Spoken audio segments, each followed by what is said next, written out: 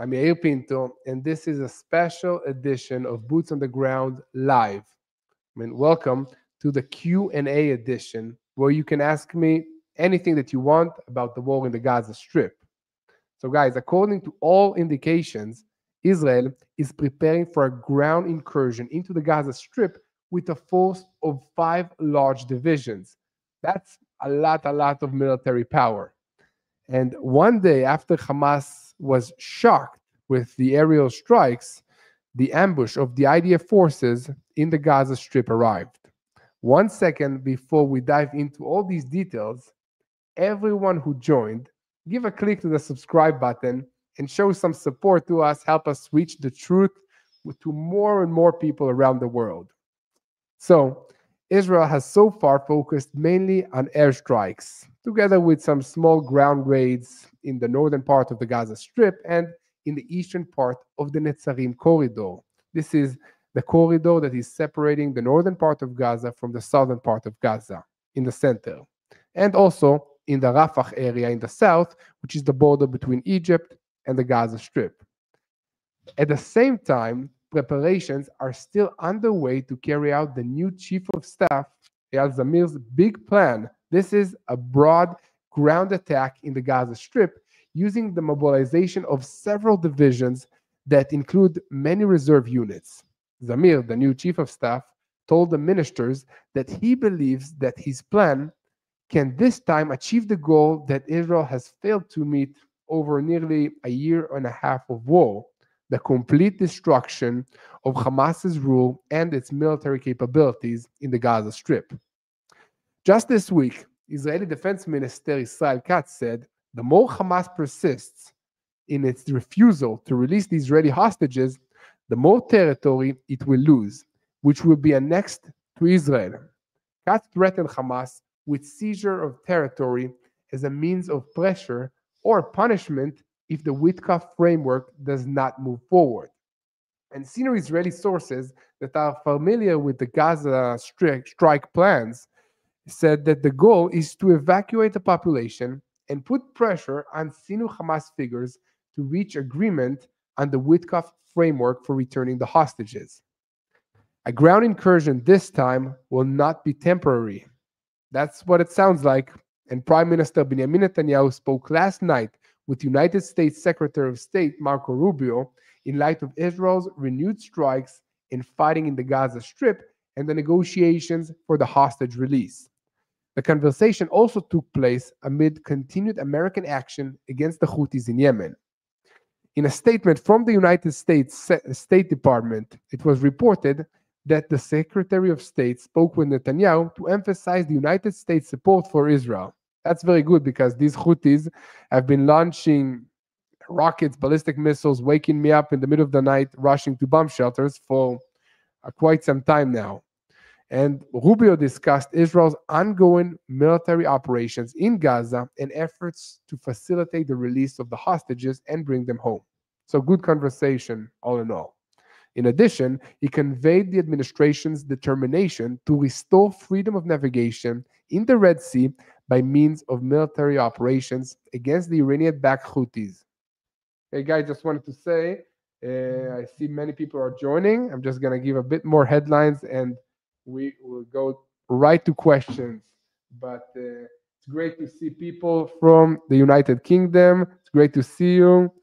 It's great. Let me show. Boom. It's great to see people coming to us from, Tim Kim from Sydney. Hello, it's great to see you. Morning, bro. I'm Portuguese, but living in Sevilla, Spain. Okay. My dad is from Brazil, by the way. Came to Israel when he was around 20. I can't speak Portuguese, too bad. Guys, let me continue with the update. We'll get back to the questions. So, according to the political sources in Israel has not closed the door on negotiations and is willing to conduct talks with Hamas via the mediators on the Witkoff framework before launching a large-scale offensive in the Gaza Strip that involves 5 divisions.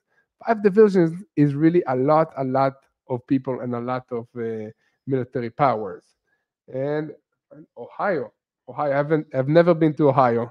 Hey, Julie. It's great to have you with us here, by the way. Okay, so we get it. It's no longer a secret. And it seems that the whole world already knows that after the Beepers operations against Hezbollah, the order against Hamas arrived. The time has come to wipe out all these terrorist organizations from the face of the earth. It looks like Hamas is still being stubborn, but we'll get to them as well. So, guys, again, thank you for joining us. Welcome to Boots on the Ground Q&A live. We are live here from the TB in Israel meeting room. I have with me here is Tomer Zmora, the director, and basically the brain. He's like collecting all the information, researching, and preparing all the materials that I'm sharing with you every day since this war started. I talked to him more than my wife. I like to say that. Sometimes. Especially during the first months of this war. And definitely. So we discussed about the hot topics of this war, which are one, the Israeli ground maneuver against the Hamas terrorists in the Gaza Strip with an attempt to dismantle Hamas and to release our hostages. Two is the Houthis in Yemen, the strikes of the United States coalitions against them, and also operations in Judea and Samaria, operations against Hezbollah in the north, and what is happening in Syria with the new El Julani regime that was just a few months ago connected to Al Qaeda, but now they are the governing power in Syria. As always, a lot of things are happening simultaneously in the Middle East. That's why we have this show. We want to ask you questions, and we want you to ask us questions, and we can answer directly. And if you want to just, understand what's happening, I'll do my best to answer all of your questions. And guys, if you want to help us, you can do it by subscribing to this YouTube channel. And of course, you can also help us create more videos like this one by going to our website at tbnisrael.org/give and give a small donation to our work, and will help us create more videos and share the truth from Israel. Okay? So 1 second before we start answering questions, let me explain quickly where we are now, what's the situation with boots on the ground before the coming broadcast. Okay? It all starts and ends with the negotiations against Hamas's decision whether to accept the Witkoff framework and release additional 11 hostages immediately. If there is no progress in these talks, then we are stuck, and the IDF is expected to significantly intense the fighting in the Gaza Strip. This is according to Prime Minister Benjamin Netanyahu. What is currently happening in the Gaza Strip and what the future possibilities are for everything over there will be determined in the coming days. Are we going to see a ground incursion today or in the next days in the Gaza Strip? It's unknown. Nobody knows. The IDF is already establishing facts on the ground, bringing forces in for a ground activity in the northern part of the Gaza Strip as well as in other locations. We have waves of strikes throughout the strip. Okay, at the moment, the IDF is holding the coastal access in the Bet Lahia area in the northern part of Gaza. This is all happening after strikes on terror infrastructure and Hamas anti-tank positions in the Bet Lahia area. Remember, I've been to the Gaza Strip, and every house is being used by Hamas as a terror infrastructure, terror position, a place to fire with snipers at our To forces, hide weapons, and this is what Hamas knows. And what they like most is to use the um, humanitarian areas such as hospitals, schools, and and UNRWA. yeah, Just and, using and UNRWA. UNRWA, United Nations facilities, to conduct their operations. This is what they do. So currently, the army already holds half of the Netzarim corridor, and very soon they will complete full control of that entire axis. And meanwhile, we're seeing more and more Gazans leaving the northern part of the Gaza Strip and returning to the humanitarian zones. The IDF has several options moving forward. So, and this is apart from a full control over the Philadelphia corridor between the Gaza Strip and Egypt. The IDF will act to achieve complete control of the Netzarim corridor, entry to the central camps in the Gaza Strip, even in places we have not yet operated, and of course, the continued expansion of the buffer zone to create a better defense area for Israeli border communities. Anybody said something interesting so far? We got $2. Thank you so much. That's amazing. Peter, thank you so much. Oh, thanks, Peter. Appreciate it very much. And we have also people from Canada. Shalom, Prayer Warrior 777. By the way, prayer works. I mean, personally, that's what kept me going in this war.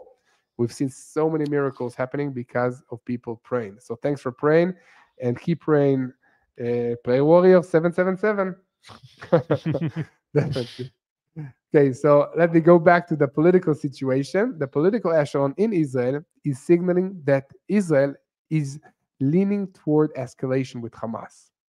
At midday, a situation assessment meeting conveyed by the Prime Minister of Israel, Netanyahu, just ended, and the discussion addressed the impact of Operation Oz Vecherev, strength and sword. That's That's the the way in right Hebrew, yeah. translation. And on Hamas's positions regarding the hostage deal and the extent of which the terrorist organization is willing to enter the negotiations room to discuss the Witkoff framework.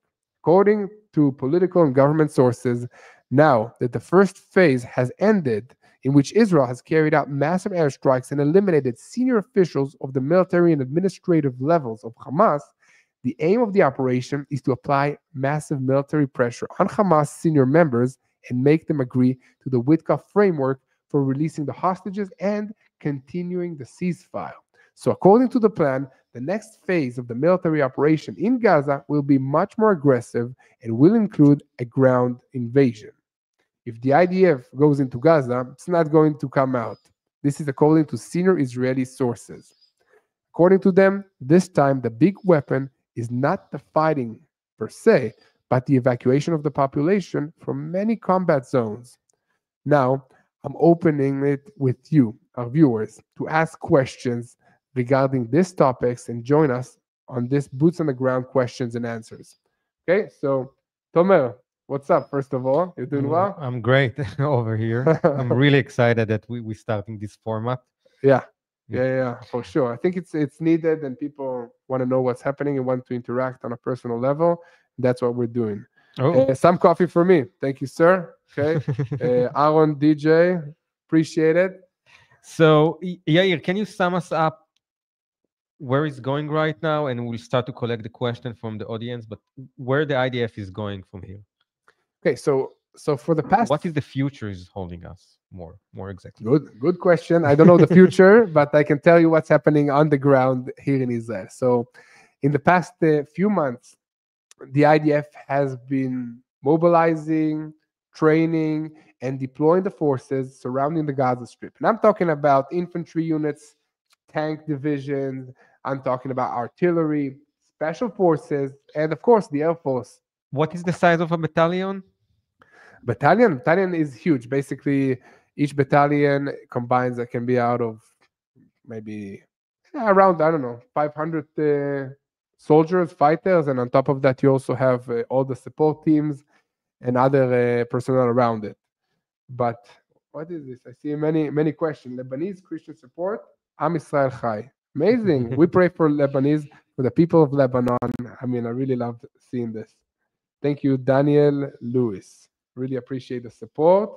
And I want our countries to have peace and have real peace. I want to visit Lebanon, not in uniform and in tanks, just So- for fun. We got this question about what's going on with the hostages, and Yes. Okay. So this is it's a tough question.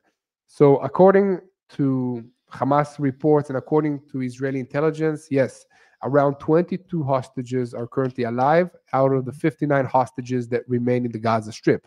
Hamas officially stated that 35 of the hostages were murdered in captivity, and Israel also accepted this statement. So this is what we're talking about: around 22 living hostages in the Gaza Strip, and we want to have them back home. We also want to have the remains of the other, 37 hostages come back to Israel so that they Yeah. can be buried, so that the families can have closure over this whole terrible period of time of almost 2 years now.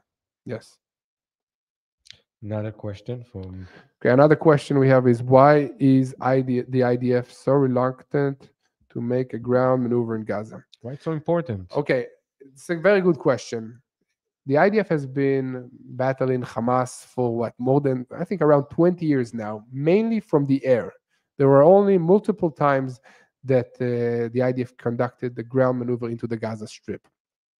The problem with aerial strikes is that Hamas has been digging underground military tunnels throughout the Gaza Strip. Basically, there's almost more Gaza underneath the ground than above the ground. And we're talking about tunnels that are 20 meters deep into the ground. So an aerial strike cannot harm these tunnels. And Hamas is prepared like this. Also, the entrances and the exits of these tunnels are located in hospitals, in schools, in mosques, in United Nations buildings of UNRWA, and other humanitarian places. So basically, Hamas cannot, the IDF from the air cannot attack only the Hamas terrorists without harming the hospitals, the civilians. So a ground maneuver is necessary to root out all the terror elements of Hamas from the Gaza Strip. You cannot win a war from the air. This is known in general in warfare. It's impossible. You have to have boots on the ground to actually win the war and to save basically our hostages, to save all the Palestinians that are under the Hamas control. He's using them as human shields, selling them money from the aid shipments that Israel is sending into the Gaza Strip, and in practice, basically, I don't know, torturing them for money, for gains, for the high leadership of Hamas. Let's keep on going for the next question. Hello, Yair. Hello, where is this from? Okay, hello, Yair. Sending this as a Persian with much love and respect for your team. Are you concerned the United States might fall for our regime's false promises?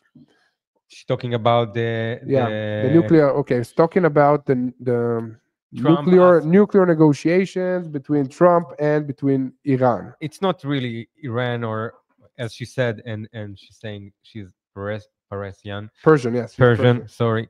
So we have the terrible regime, Mishmarot HaMahapecha, the Islamic Revolutionary Guards Corps that are controlling all the people of Iran. You know, it's really nice to see that people of Iran are interacting with me and are supporting Israel. It's just amazing to see that God's love is stronger than all the hatred in this world combined.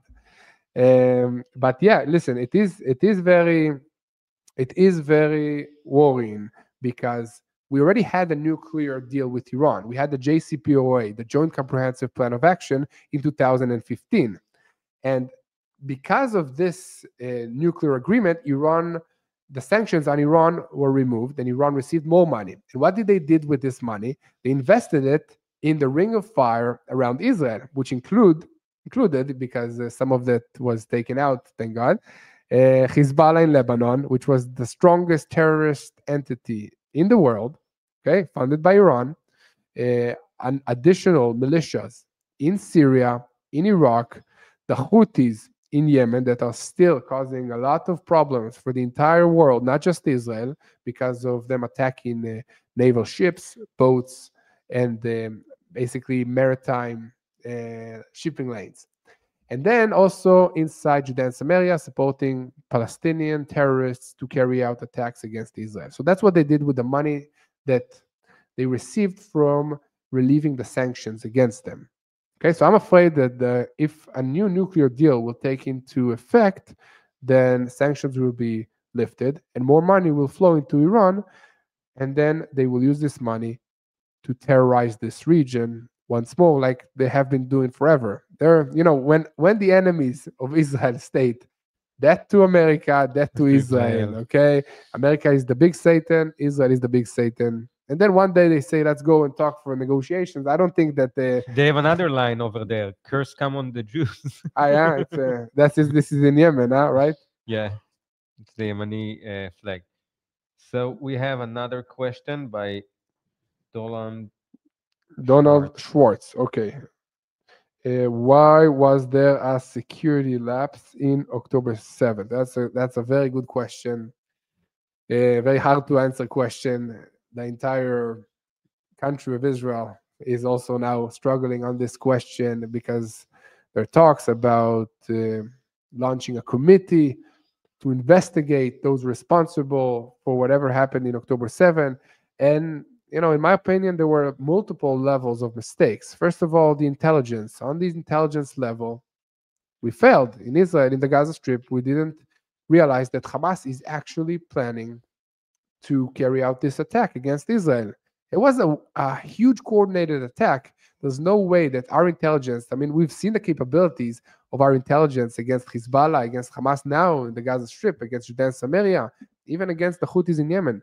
We have a good intelligence agencies, and we failed because I guess we were sleeping. We couldn't believe that Hamas will carry out this level of an attack against Israel, and we didn't have enough forces on the borders. We trusted our technologies. We trusted our border fence to defend the country of Israel. And in fact, we learned that the only way to defend a nation and a country is with boots on the ground, tanks on the ground, and actual people guarding the borders. And this is, I think, something that we should always remember and not neglect our borders, especially those borders that state out loud that they want to destroy us and attack Israel. Okay, so first of all, we need to always, believe people when they say they want to destroy us, and second of all, we need to have boots on the ground. It's sad because, I mean, I don't want to be in the IDF for a long time. What? We have a new question, Kim. New question. Okay. Don't you think that after all these attacks, it would be better and safer for Israel to have always boots on the ground in Gaza? Well, thanks. That's exactly, I think, what I said. Yes. Definitely on the border surrounding Gaza. In the Gaza Strip, we've been there. At the moment, I think, yes, the only way to really make sure that rockets are not flying into Israel, to make sure that the humanitarian aid is delivered to the population of Gaza and not being stolen by Hamas, to make sure that Hamas is not the one leading all the civilian infrastructure in the Gaza Strip, yes, we need to have boots on the ground. It can be our boots, it can be the United States boots, it can be somebody together, but somebody needs to make sure that terrorism does not rule the Palestinians in the Gaza Strip. Just before we're gonna continue, Yeah, you need to remind them to like and subscribe. you can also remind them, Tomer, what do you want me?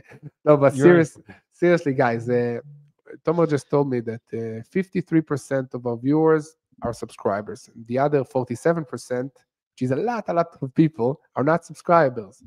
And if you want to help us, just click the subscribe button and we will reach more people. Okay? YouTube has this algorithm, and if you have more subscribers, more comments, more likes on the video, then it reaches more people. So if you like this video, you can do that. You can help us by clicking the like, share, and subscribe, and click the bell, and then more people will watch what's happening in Israel.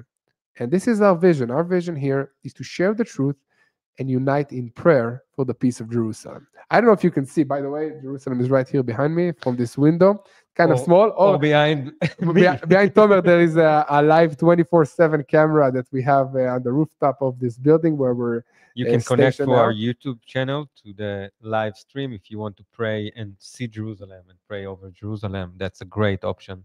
Yeah, definitely. And sometimes you see me popping out there recording the boots on the ground programs.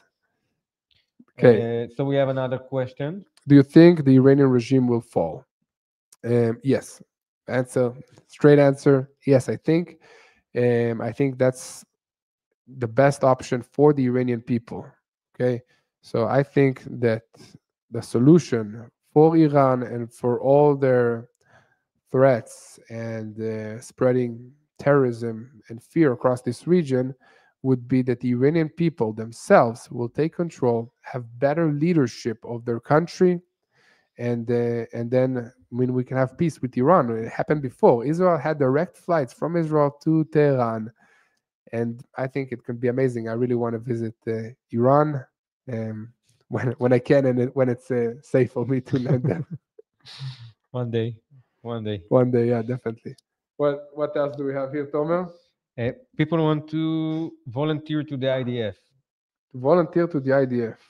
Wow, that's cool.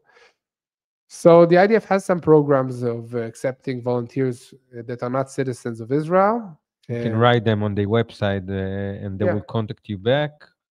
But beside that, I think it's mostly kept to Israelis. yeah, We all did definitely. army when we were a teen in this Yeah, country. usually in So Israel, when you're 18, men and women join the IDF. For women do 2 years, men do 3 years, and then you're part of the reserve military service until 55 now. Is that the new age? It used to be 45, now it's 55 because of the need to defend multiple fronts, especially now in all the wars. So yes, first of all, thanks for the support. Thanks for wanting to join the IDF. It's really, really appreciated. You can check out with the IDF and see the programs that they have of supporting the IDF for foreigners. But uh, in general, I really think that helping us share the truth and praying also really, really helps. can you explain how the ceasefire, uh, everybody say collapse or whatever, but it's ended, and how we got to a point that we again fighting in the Gaza Strip, Okay, and what so happened along this way with the hostages? I think people like asking that again and again here. let me go back. We had 250 hostages in the Gaza Strip Yeah, after October 7th. Then the IDF moved in, carried out a large ground maneuver. We reached the first ceasefire. More than 100 hostages were released for moving Palestinian forward to the prisoners. last And then talking about ceasefire. now, this ceasefire now, we had a 59-day ceasefire. This was the first phase of the ceasefire agreement that included multiple phases. In this first phase, it was called a humanitarian exchange of hostages.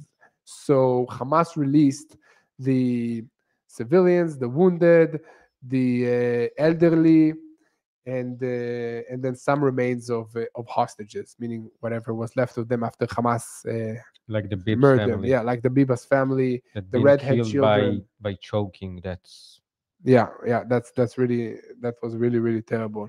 And okay, so and then all that phase ended, and in the agreement during the last 2 weeks of this phase, Hamas and Israel were supposed to start negotiations on the second phase, which would be an end to this war and withdrawal of all the IDF forces from the Gaza Strip. Okay, that never started actually. Hamas never agreed to the terms that Israel and the United States administration presented, and Israel didn't agree to the terms of Hamas, which were mainly to end the war and leave Hamas in power. So we reached as a Trump deadlock. said.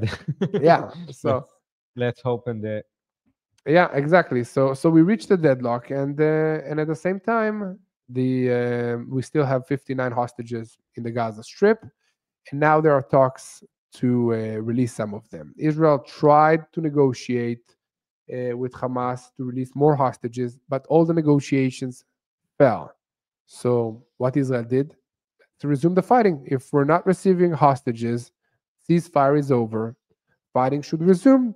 So that's what's happening. But this time, the IDF is not allowing humanitarian aid to enter the Gaza Gaza Strip, Strip. and Hamas usually steals it.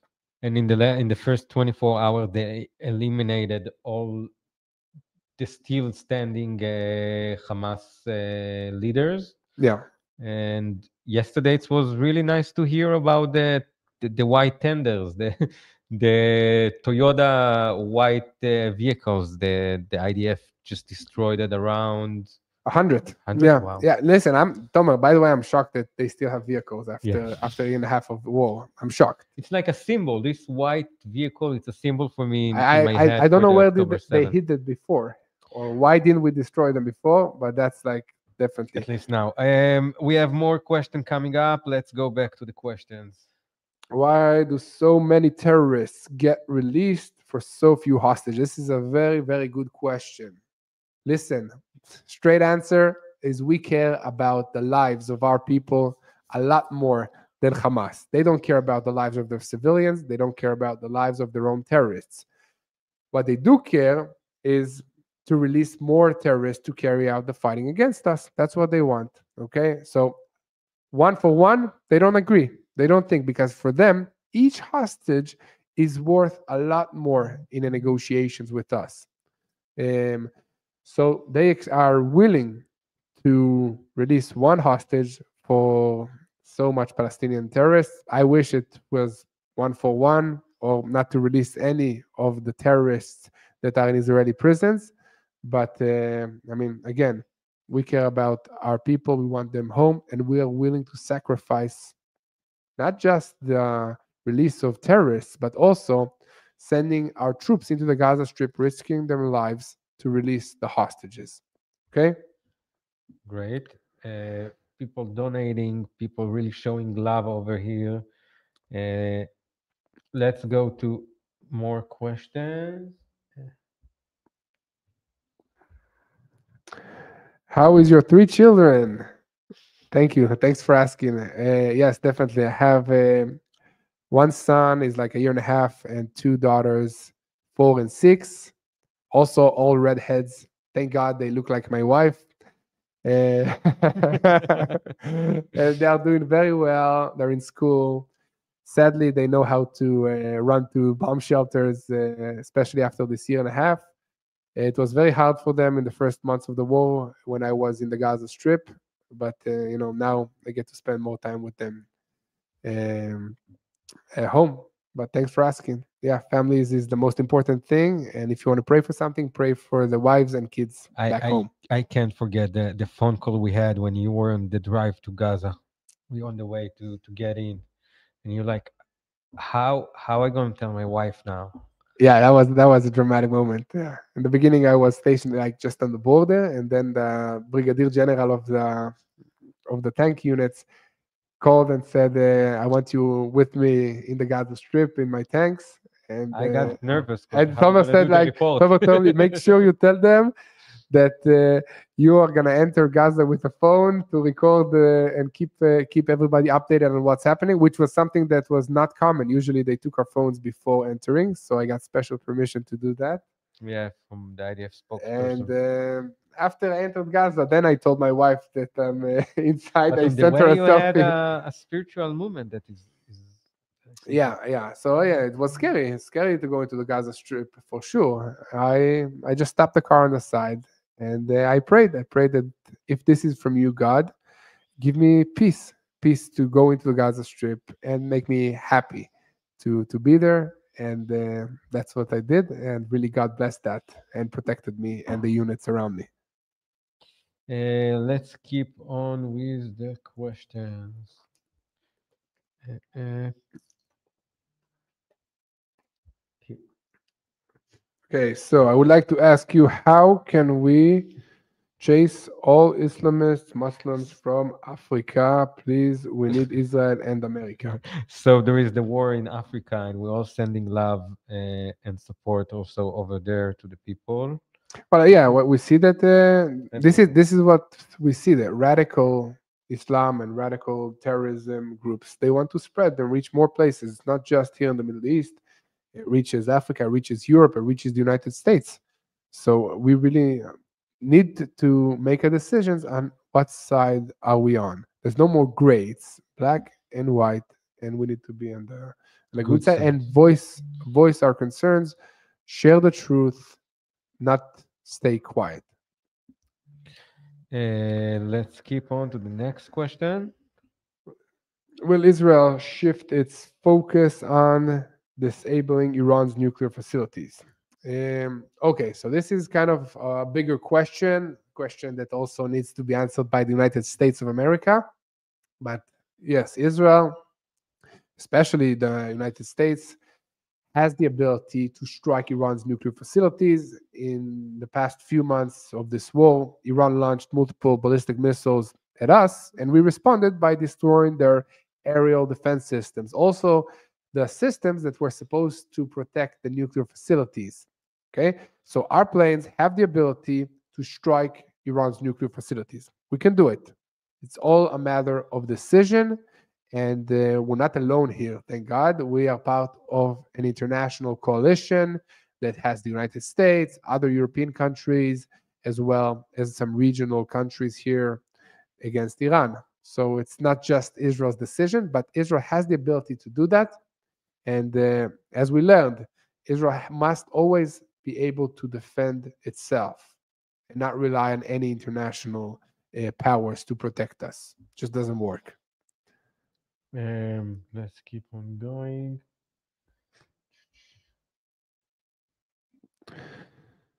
Is there one That's a innocent hard Gazan? question Well, to that's a tough ask. question. That's a Okay. tough Is question. there one innocent Gazan? Well, the answer, the simple answer is yes. Okay. You have more than 1 million people in Gaza. You have children there. You have women. You have civilians that are against the Hamas rule. The problem is that this population was brainwashed for more than 20 years by Hamas. It's kind of like Nazi Germany. By Hamas, that Jews are the enemies, that they're monsters, that Israelis are the enemies. And that's what they taught them in schools. I've seen drawing books for children that the children can paint how to kidnap IDF soldiers. They can paint the Israelis as monsters. They had plastic AK-47s in the schools to play in the breaks between the classes. So if you're being taught since the day that you were born that Israel is the enemies, that they're monsters, that Jews are the enemy, then of course that's what the population will know.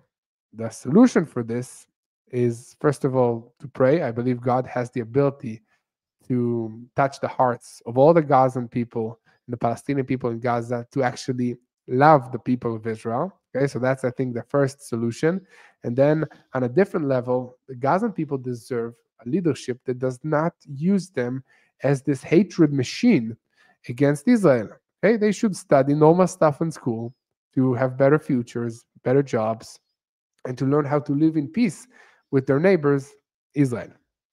Next question that connected to what you just talked about. Can Israel take over and manage the education system in Gaza and Judea and Samaria, de-radicalize the next generation? Will it be legally possible? Well, Great it's a question. great question. So yes, it is an option. Not sure that Israel wants it or the international community want to take on this responsibility. It's going to be a very, very hard job for anyone who's managing the Gaza Strip. And it's in general, it's very hard because you have an entire generation that just was born, raised, and fed hatred for Israel. Okay, so I think that the better solution will be a strong international force to govern and run the Gaza Strip with Israel in charge of security. But it will be a tough job. That's going to be the job. Will take 20 years to do it, basically. Yeah, 2 generations to Yeah. teach from beginning. Yeah, and exactly. Are the Christians being helped in Syria from Israel? Okay, so Israel is basically engaged in Syria to destroy all of Assad's leftover military assets, ballistic missiles, chemical rockets, stuff like that, because they don't want these rockets to fall into the hands of Palestinian terrorists in Syria or other terror groups that want to launch attacks against Israel. Okay, so Israel is also engaged in some areas in southern parts of Syria, south of Damascus. We are already helping all that area with repairing pipelines so that the people that live there can have water supply and continue their agricultural work, feed their flocks and sheep and whatever they have there, and also have some kind of a normal life. So there is cooperation between the villages and the communities south of Damascus. Some of them are Christians, some of them are Druze, some of them are Muslims. So the short answer is yes. Israel sent them help, and to the places that the IDF got, we see that they sending aid and food and stuff that missing for the Christian villages in Syria next to Damascus, where Cool. the IDF is controlling right now. Yeah. Our map just changed in this war. What, the map of Israel? Yeah. Yeah, no, definitely. Yeah. Okay, to the next question. Okay. Do you think President Trump's support for Israel has helped the morale of the troops? Yes, the answer is yes. Okay. First of all, help the morale of the troops because it's really nice to see a president of the United States making these statements against a terrorist group. Okay, strong statements. Troops like strong statements. And on top of that, forget about statements. Shipments of military supplies, including D9 bulldozers, arrived, including bombs that the Air Force needs Heavy bombs. to conduct the war against Hamas in the Gaza Strip, arrived. So it's really nice that the IDF is not being I just in the hands of found. the soldiers are not tied as they fight Hamas. That's true. Let's keep on going to the next question.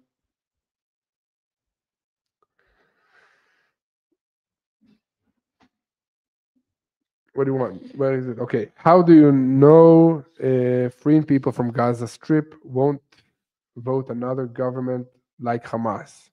We don't know that. No. So far, looks like even if there were elections today in the Gaza Strip, Hamas would win the elections once more. Okay. So sadly, the population in Gaza still supports Hamas. Not all of them, but many of them, and the majority. So this is a very bad situation. That's why you need an outside force to govern the Gaza Strip until the whole population is de-radicalized and do not want to wage war against Israel. Go to the next question. Hey there, from I don't know what NZ is. Yair and Tomer, do you know if Israel's new submarine has Israel's been new submarine has deployed been to deployed? assist in this war. Well, the submarines of Israel have not been used to conduct the war in the Gaza Strip or in Lebanon, but the submarines are basically a more advanced weaponry. And Nuclear, yeah, whatever. well, this is No, according to foreign according to foreign well, reports, well. the submarines of Israel also can carry nuclear missiles, nuclear warheads. But this is again, it's not public knowledge, so I can't vouch for it. But they are there in order to make sure that nobody destroys Israel without being destroyed themselves. Yeah. To the next question about How can we avoid West Bank version of October 7 by Iran again? Okay. West Bank version of October 7 is that's why we have so much troops in Judea and Samaria. 'Cause you need to understand that West Bank is not like Gaza. It's like Gaza is there and Israel is here, and Hamas is on that side of the border and Israel is here. West Bank is right behind me. On just behind this hill, you have Judea and Samaria, but Palestinian villages, we and see then from here we here have the border. Israelis. So it's very hard to protect it, and you need to do it proactively. So what the IDF does and the intelligence of Israel is that they track terror cells and individuals who want to carry out terror attacks against Israel and arrest them before they conduct the terrorist activity. Okay, so it's a very hard process of soldiers protecting the Israeli communities that live together or around Palestinian communities, and also have very strong intelligence, and they also try to embolden the Palestinian Authority so that Hamas will not take over in these areas. But sadly, Iran is sending weapons and money and influence to Judea and Samaria in order to incite the population against Israel, to carry out October 7th style attacks. For sure, that's what they want. That's what also Hezbollah wanted to do, the October 7th style attack on the Galilee and take control of all the northern part of Israel. There is another question. Do you think Elon Musk and Trump will take over Gaza and rebuild it? And build a resort. Do you think, Tomer, you think we're going to have a resort in the Gaza Strip? Uh, I will book a trip to. It's one of the most beautiful beaches It in is. Israel. It is one of I've them. been there. Yeah, exactly. Twice. It's definitely one of the nicest beaches in Israel. I really hope to one day be able to visit it without tanks and bulletproof vests. Yeah, it'll be a lot nicer, more relaxing to be there Yeah, that way. without I think that the bombing in people the of Gaza background. deserve to have something normal instead of terrorists running them. But it will take time. Again, it's very hard to move millions of people to uproot a society that all they want is to carry out terrorist attacks and war. So it's a long process. I believe there's hope and a possibility, but it takes time. Has any country agreed to take Gaza in? Qatar? So you have a few countries that agreed to take a very, very small number of Palestinians, And like one that agreed to take them all, no? well, it's not official yet. Somaliland. Yeah, there is a country in Africa, Somaliland, that agreed to take Gazans, all the Gazan population in, but there's also a plan from Egypt A new to one put to that place came out today. to place the population of Gaza in a city in Sinai Peninsula. Okay, Sinai Peninsula is a huge area. A lot of it is desert, but also has two coasts with the Mediterranean Sea and the Red Sea, and they can also be there. At the moment, it's mainly occupied by Bedouins, not many populations. So Yeah. they have land to do it. We'll see if that works.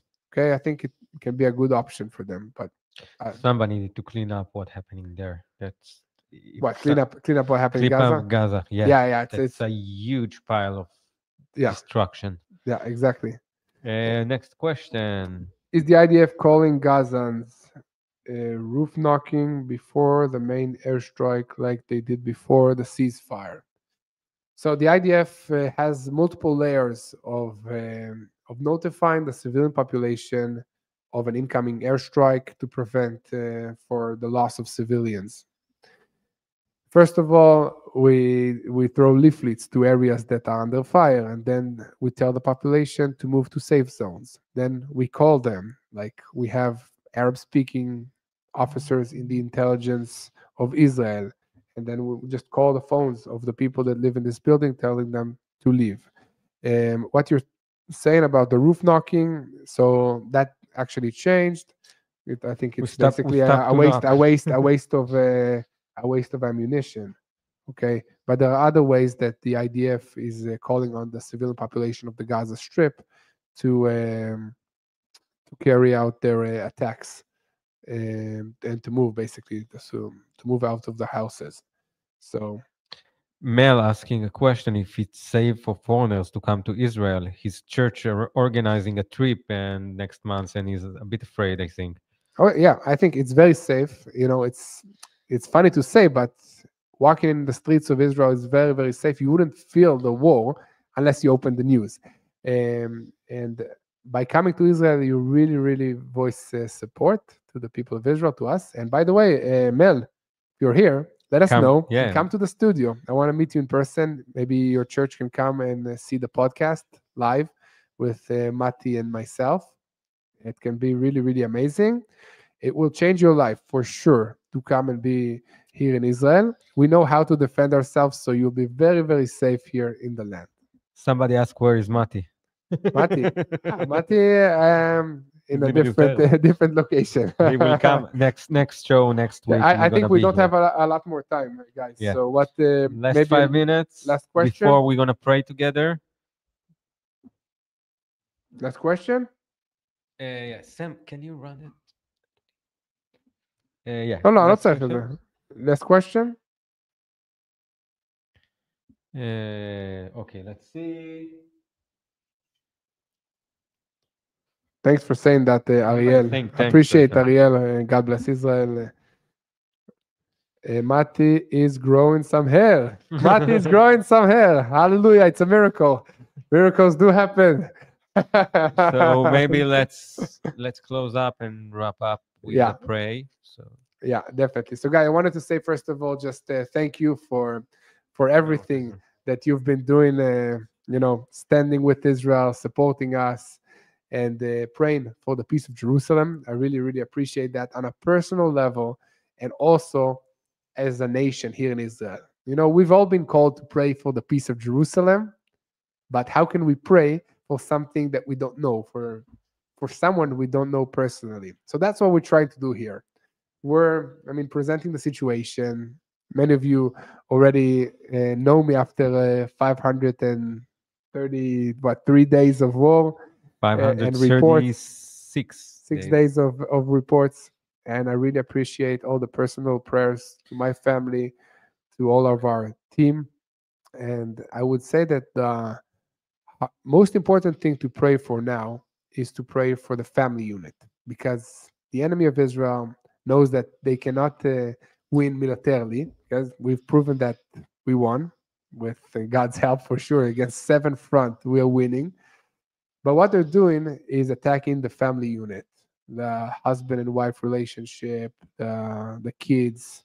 We're at war for so long, it's affecting the people. Okay, so we need prayers for the family unit, for the wives at home with the kids, or the husbands at home with the kids, depending if the wife also serves in the IDF, So it also happens. And pray for the peace of Jerusalem. Really, it really helps. So let's conclude in prayer, guys. Thank you so much for being with us. אבינו שבשמיים, תודה לך שאתה שומר עלינו, תודה לך שאתה שומר על ישראל, תודה לך שאתה משתמש בישראל כדי להראות את הנאמנות שלך לכל העולם. Father in heaven, thank you for protecting Israel. Thank you for using Israel once more, like you did in biblical times, to show your faithfulness to the entire world. People of Israel are not special, just you promised to them that you will be with them, and you show your miracles on a nation level through Israel. From the Exodus from Egypt, opening the Red Sea, amazing miracles, also till today, State of Israel again and again are winning against multiple nations, multiple armies, and it's all because of your faithfulness, not because of the IDF, not because of our power. So God, I want also to bless all the people watching us from around the world. Thank you for helping us sharing the truth. Thank you for praying. Keep praying. Bless your families, and keep praying for the peace of Jerusalem. Thank you so much for joining us for this report, and send your comments, share this video with more. We'll see you once more for another Q&A, Boots on the Ground from Jerusalem. I'm Yair Pinto. Thank you, Thanks so Tomer. much. Thank you, Sam. Thank you, Micha, for helping us today.